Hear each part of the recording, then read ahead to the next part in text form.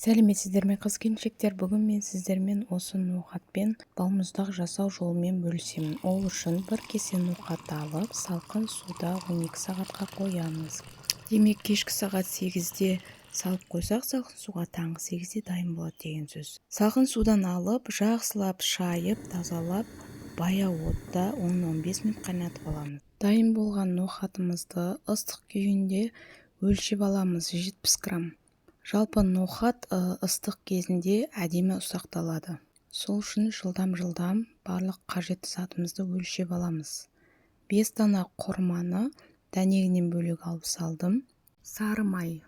Дүкеннің 72 немесе 82% сары майларын міндетті түрде тұзсыз түрін қолданамыз, таңдаймыз. Себебі біз балмұздақ жасаймыз. Сол үшін тұзсыз түрін таңдаймыз. 30 грамм сары май. Бұл жерде ноқат пен құрма бір-бірімен өте жақсы үйлеседі.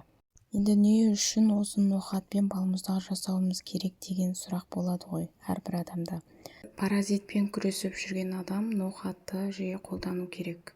Ноқат паразитпен күресуші адамдарға жақсы көмектеседі. Үй ішіңізде, жақындарыңызда, балаларыңызда паразиттің бар екенін байқасаңыз, ноқатты жиі қолданыңыз. 150 грамм сүт.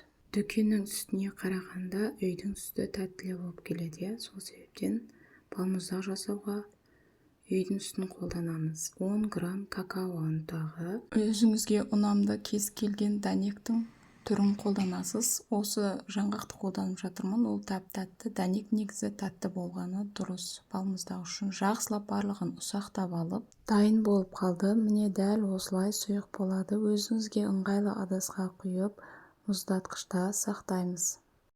Диеталық балмұздақ болғандықтан мен қант қоспадым. Сіз өз қалауыңызға қарай 30-40 граммдай қант қосып жіберсеңіз болады.